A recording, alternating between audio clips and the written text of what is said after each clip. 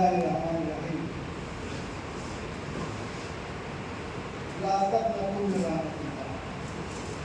अल्लाह का लाख करम और शुक्र है कि आप मुख्तलिफ मदारिस से आफात मैनेजमेंट की ट्रेनिंग में शरीक हुए हैं। बिहार मदरसा एजुकेशन बोर्ड एक लंबी तारीख है और पूरे हिंदुस्तान में बिहार स्टेट वो स्टेट है जहाँ पर 4,332 मदरसे बिहार स्टेट मदरसा एजुकेशन बोर्ड से मिला है। अभी पूरे हिंदुस्तान में 4 स्टेट में बोर्ड कायम है। बिहार में आबादी 14 करोड़ है। यहाँ पर मदारिस हैं 4,332, संस्कृत विद्यालय हैं 500। उत्तर प्रदेश में आबादी है 22 करोड़, सरकारी मदरसे हैं 500। उड़ीसा में 150 मदारिस मुलाका है, जो बोर्ड है। राजस्थान में 300 मदरसे मुलाका। इसी से आप अंदाजा लगा सकते हैं बिहार वो रियासत है जहाँ सरकारी सतह पर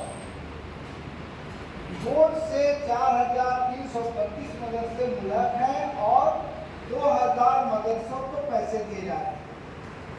आज़ादी के बाद 2011 तक बिहार में 1127 मदरसे थे जहाँ पर सरकारी ग्रांट मिल रहे।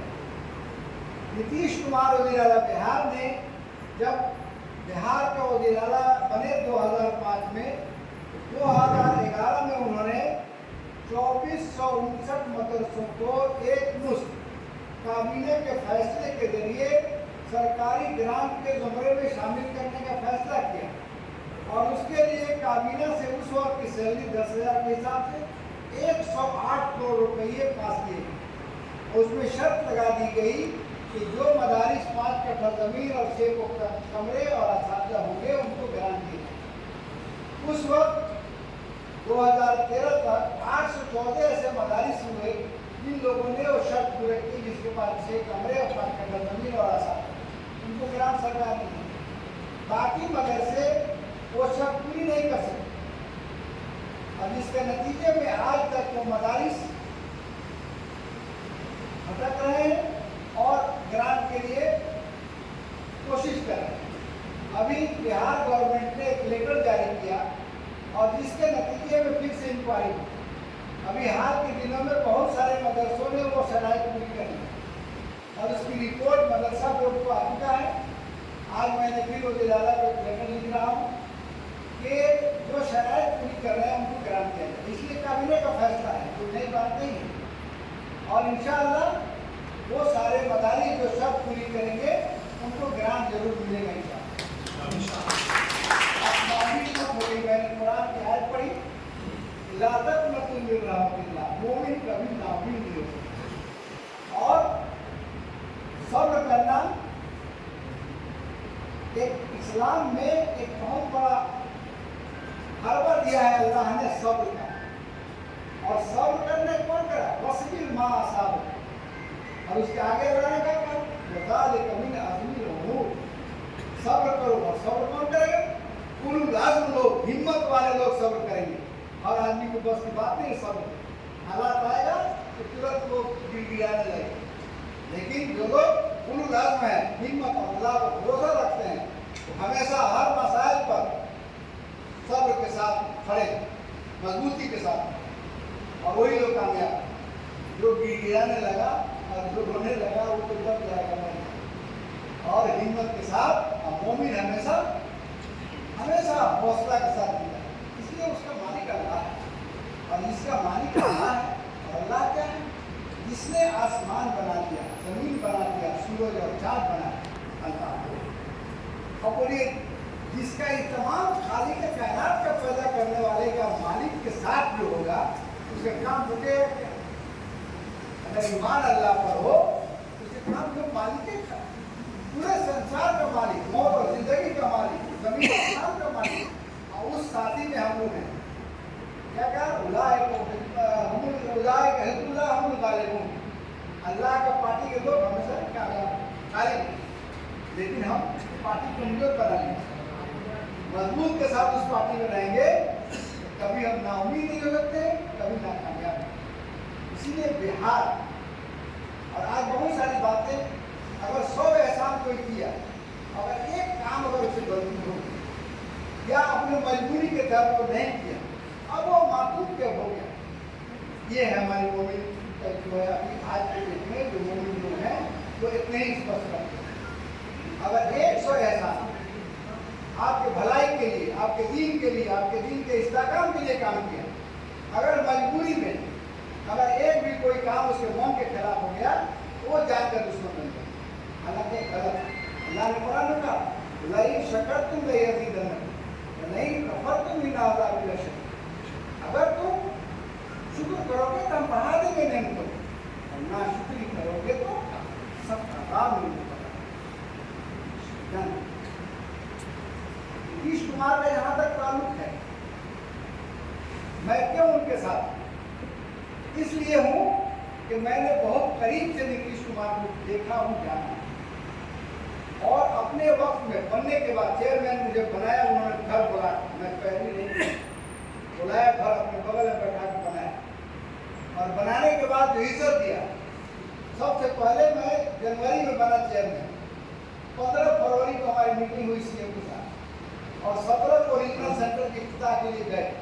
उससे पहले मैं कह चुका था प्रेस कॉन्फ्रेंस में कि मदारिस में 7वां वेतनमान लागू होगा, नए टीचर को वेतनमान लागू होगा, सारी चीजें मैं प्रेस कॉन्फ्रेंस में बनने के बाद कॉन्ट्रैक्ट होकर में कहा था, और जाने के बाद वहां पर उन्होंने 7वां वेतन लागू किया और वेतन मान लिया। या देवबंद और नदवा के लोगों को वेतन मान लिया, सरकार के निगरानी मंजूर शुदा इदारे नहीं है, लेकिन उन्होंने दिया, और लोग मजाक समझ रहे थे उस दिन, और 25 तारीख को कैबिनेट फैसला करके लागू किया।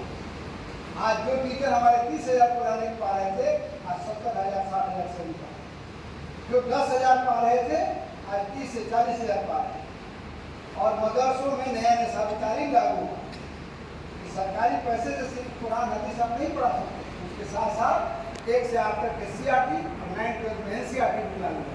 और मदारिस सरकार के इदारों से कहीं कम नहीं है, और उनके मुताबिक मराद पाने के लायक, इसलिए जो किताब आप पढ़ा रहे हैं वो किताब हमारे मदारिस का साथ होता है, सेम सिलेबस लागू है, कोई फर्क नहीं। और मैंने किताब छपवाकर उर्दू में साइंस, सोशल साइंस, और दिल्ली से एनसीईआरटी बुक से मैं सॉफ्टवेयर लाया, और बिहार में किताबें छपी और पूरे बिहार में मदरसों में पहुँचाई। सबसे पहली कामयाबी मिली।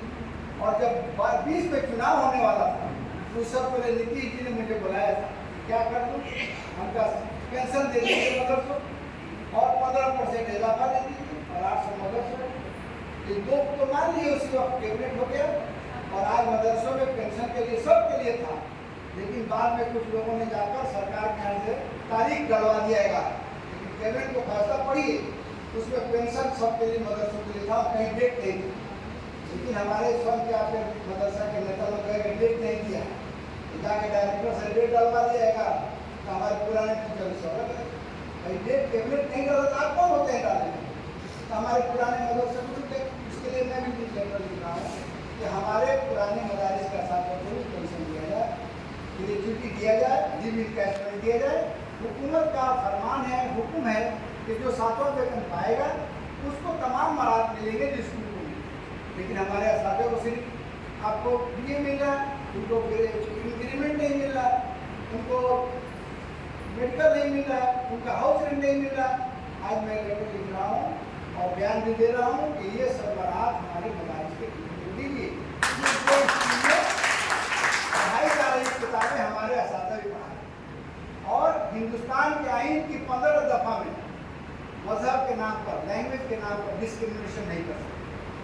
इसलिए राइट टू एजुकेशन के तहत हर बच्चे को तालीम देना, और 18% हमारी आबादी मुसलमानों की जो है, उनके जो गरीब बच्चे हमारे मदरसे का सदर पढ़ा, और रिमोट एरिया में मदरसों को काम करके वहाँ गरीब बच्चों को एक तरफ जहाँ पर आज असली तालीम से प्रोत्साहित कर रहे हैं, वहाँ पर उन लोगों को मजहबी तालीम दे रहे हैं। और हिंदुस्तान के आइन 28 के तहत ऐसे इदारे, 28 के तहत ऐसे इदारे जो सरकार की ग्रांट पाते हैं, अगर वो ट्रस्ट के अंदर है तो मजहबी तालीम दे सकते हैं। और एक में कहा गया अगर सरकार के ग्रांट पाते चाहते हैं तो आप मजहबी तालीम नहीं दे सकते। इसीलिए किसी स्कूल में आज 75,000 प्राइवेट मिडिल स्कूल बिहार में है, कहीं पर भी गीता रामायण या कुरान और हदीस नहीं पढ़ा सकते। लेकिन 2A में उसी में कहा गया कि अगर आप ट्रस्ट के अंडर में हैं, अगर सरकार पैसे पा रहे हैं तब आप पढ़ा सकते। इसीलिए मैंने ट्रस्ट लागू किया था, जो अभी सेक्रेटरी ने उसको रद्द किया। उसके लिए हाई कोर्ट में मुकदमा चल रहा है और मुकदमा में बिहार गवर्नमेंट का एडिशनल एडवोकेट जनरल ने कहा है कि ये दो काम, जो बहाली के काम सरकार कर रही है, ये नहीं कर सकती। वो बहाली के काम कमेटी करेगी और कमेटी ट्रस्ट के जरिए होगी। ये बदलने के लिए कानून जो रूल बना था 22 में, 4 में और 13, 395, 4 और 396, 13 में उसको बदलने के लिए बिहार सरकार ने लेटर दिया मदरसा को। मैं भी बोल रहा हूँ बार-बार भी, और सरकार उसको बदल देगी तो अक़लियतों को जो किरदार हासिल है हिंदुस्तान का आइन 29 चलाने का और बनाने का, अक़लियतों को हक हासिल है, वो मिल जाए।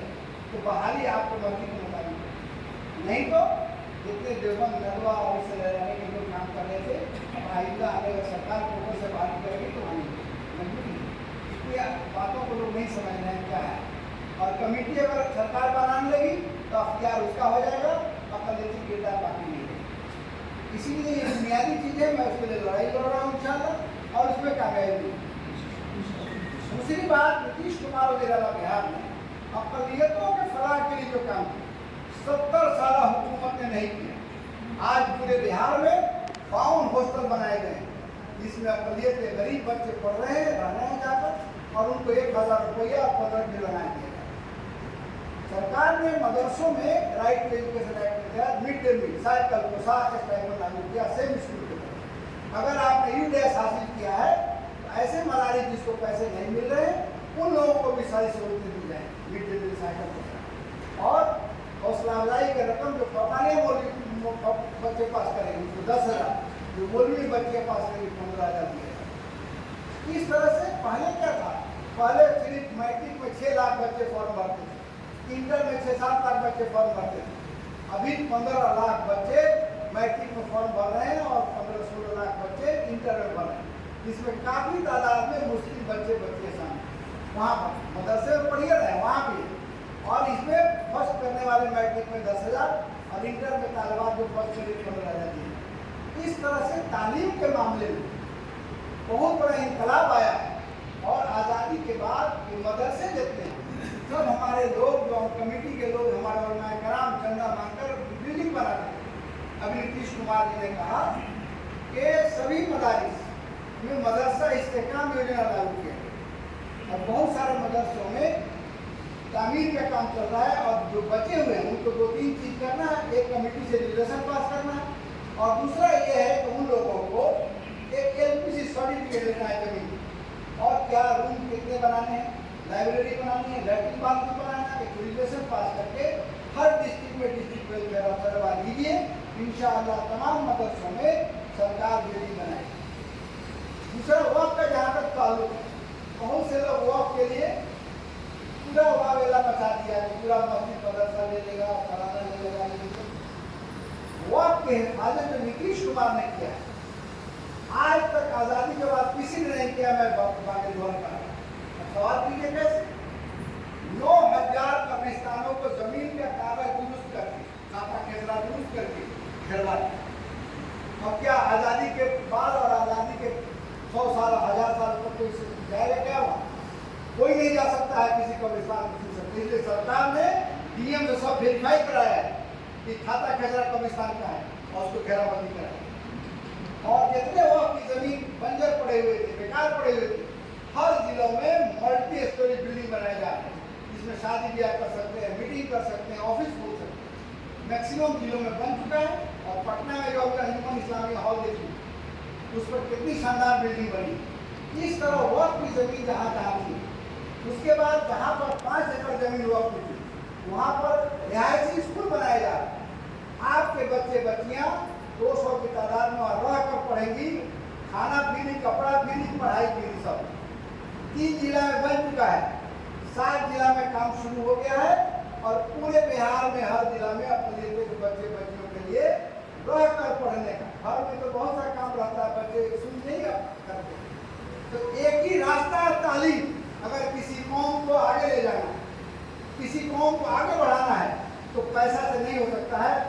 देखिए उस घर, एक एक घर पर तालीम उस बच्चे को दे दीजिए, आप वो बच्चा अपना हर गुर्बत को दूर कर सकता है, अपने पसमानगी को दूर कर सकता है, सिर्फ एक ही रास्ता है। तो ये इसके लिए काम किया गया। और जो बच्चे स्कूल से बाहर आ गए थे तो उन्होंने सर्वे कराया 2010 में, और देखा कि सबसे ज़्यादा बाहर रहने वाले बच्चे स्कूल से मुस्लिम के बच्चे हैं और दलित महादलित के बच्चे। इसलिए मतलब ये उन बच्चों को लाने के लिए तालीम मरकज खोला गया और 10,000 तालीम मरकज में टीचर बहाल किए गए, जिसमें उनकी तनख्वाहें कितना थी? 10,000, 22,000। अगर वो गरीब बच्चे जो सिर्फ BA वगैरह नहीं किए थे, कहीं IABA पास उनको बाहर करते आज वो काम करते। और पहले क्या था, 5,000 प्राइमरी मिडिल स्कूल थे उर्दू, इसमें सिर्फ उर्दू टीचर बहाल हो गए थे, बाकी स्कूल में नहीं। नीतीश कुमार जी ने फैसला किया कि 73,000 प्राइमरी मिडिल स्कूलों में हर स्कूल में एक एक उर्दू टीचर रहेगा, खा उर्दू बच्चा रहे मतलब। अभी 45,000 स्कूलों में बहाल हुए उर्दू टीचर।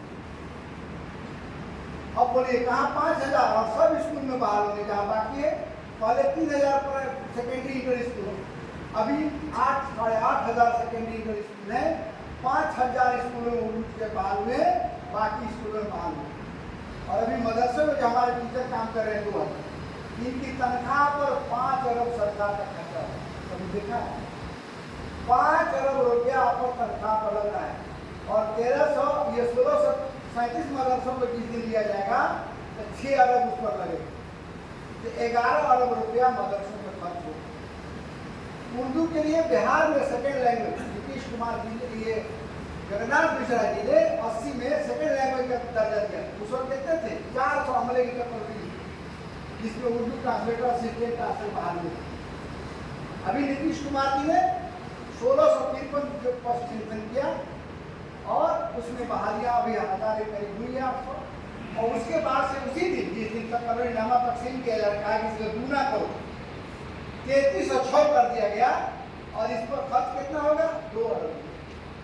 वहाँ के भाजपा के तमाम वज़रा मौजूद थे, वहाँ ऐलान किया उन्होंने, वहाँ पर कहीं पर भी अक़लियतों के मामले में भाजपा अलायंस बनाने पर कोताही नहीं हुई, जान लीजिए, अनदेखी नहीं की गई है और उन लोगों ने तस्लीम किया। अब मुसलमानों की सोच क्या है कि क्यों नहीं नीतीश कुमार लालू के साथ जाते हैं? मैं लालू के जाने का पता है वो ज़्यादा बेटा बनेगा। ये बताइए, बेटा को बनाने के लिए जाएगा, अपने नहीं रहेंगे क्या होगा? सरकार में एजेंडा तो उसका चलेगा और ये भाजपा के साथ रह के एजेंडा इनका चल रहा है। तो आप इस मुसलमान को नहीं करता, बस ये हो जाए, ऐसा कर दीजिए भाई, वहाँ पर तो बनने नहीं देगा। नीतीश कुमार जी मोदी जी के खिलाफ खड़ा हो गए चुनाव से पहले और गए तमाम 19 पार्टियों को जमा किया, और क्या हुआ? वहाँ राहुल गांधी बने, यहाँ इनका बेटा बने, मोदी जी हटेंगे कभी? जिस लीडर के खिलाफ जा रहे हैं उस लेवल का लीडर है। ऐसा नहीं होगा कि 100 साल 50 साल के आदमी के साथ 25 साल का बच्चा लग जाएगा, क्या करें? कुछ नहीं करें। इसीलिए आपकी आबादी 8% और आप चाहते हैं सरकार हमारे मुताबिक बने, कोई मुमकिन नहीं। सरकार बनेगी मेजोरिटी की, जमहूरियत है, हमको उसके साथ रहना है जो हमारे मफाद को डायरेक्ट भंगित नहीं करे।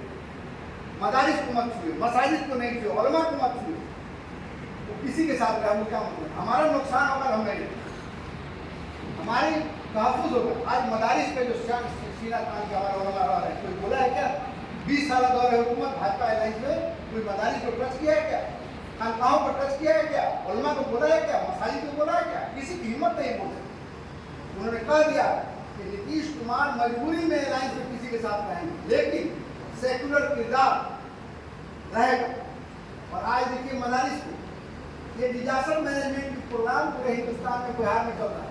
और जिस तरह वज़ीर-ए-आज़म बिहार है, ये डिजास्टर जिस मीटिंग में आए हैं, इनके चेयरमैन नीतीश कुमार, उनकी सोच ये थी कि मदारिस के लोग जो रिमोट एरिया में रहते हैं, जो गरीब बच्चों को पढ़ाते हैं, उनकी सेफ्टी के लिए कैसे हम इंतजाम करें।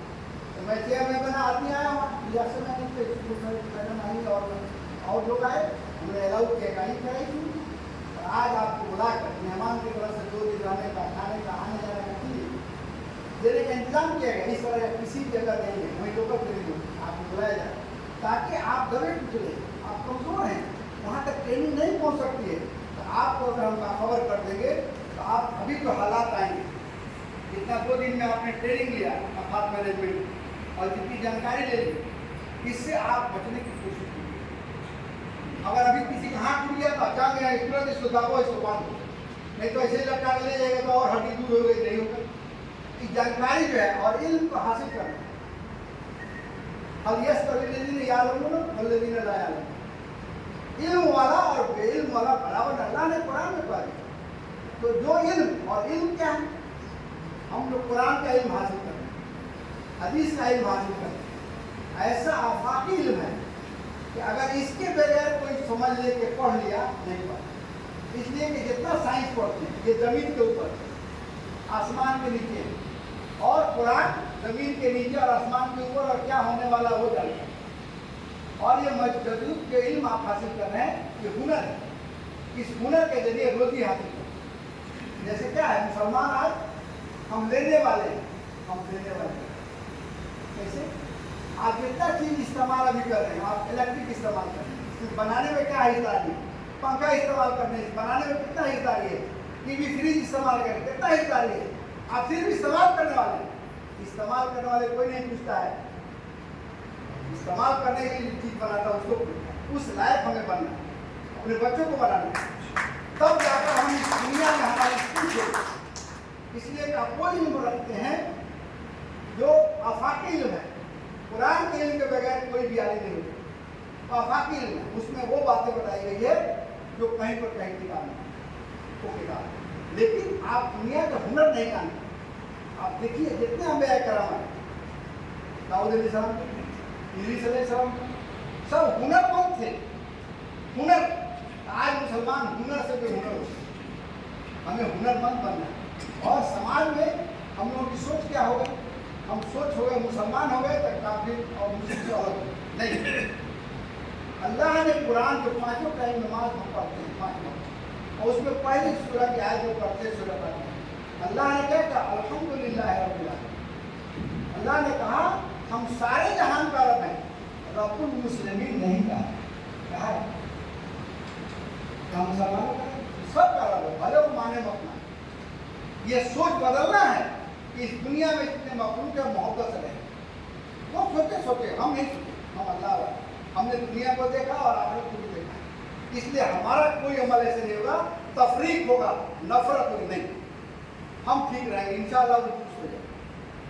और अल्लाह के रसूल के बारे में क्या सोच है, हमारे नबी, हम मोहम्मद साहब का नाम आ गया तो मुसलमान हो। और अल्लाह ने कहा दिया कुरान में, मा अर्सलनाका इल्ला रहमतन लिल आलमीन, पूरे संसार के लिए रहमत नबी बनाकर, मुसलमान के लिए नहीं भेजा। इसलिए ये आफाकी है, पूरे दुनिया के लिए दीन है। कुरान पूरे आलम के लिए है। आप मुसलमान मतलब कुरान आपका हो गए, अल्लाह के रसूल आपके हो गए, अल्लाह आपको, और बाकी लोग अलग। इस सोच को बदलना है।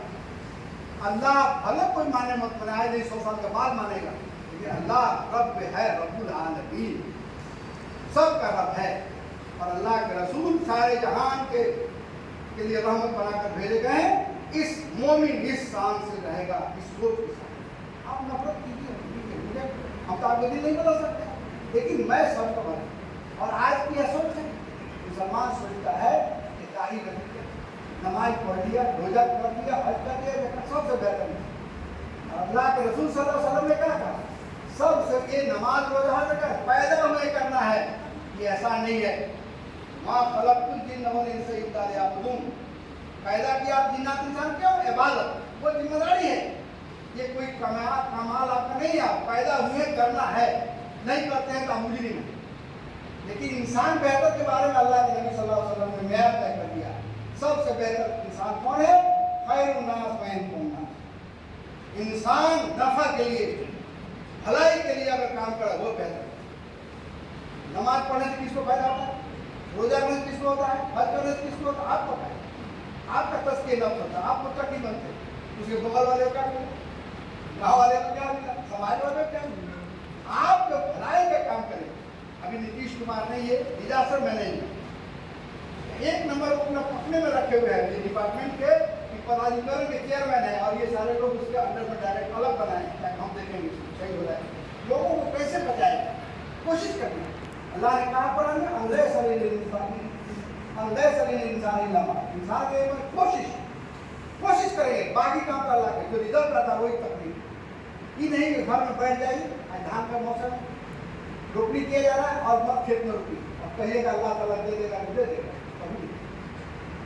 अमल करना है, दारुल अमल है और अमल में कामयाब होंगे, हम कामयाब। इसीलिए मैं चाहता हूँ कि आप जो ट्रेनिंग लिया है इसका पैगाम पहुँचाइए और अपने हुकूक हक के बारे में जानकारी रखिए और जो सही करता है उसके साथ रहना, हमारी भलाई की बात करता है उसके साथ रहना है और ऐसा कोई काम हम नहीं करना है जो नफरत का बुनियाद पर हम काम करें, तफरीक की बात करें। इंशाअल्लाह आप लोगों ने मेरी बात सुना, मौका दिया, इसके लिए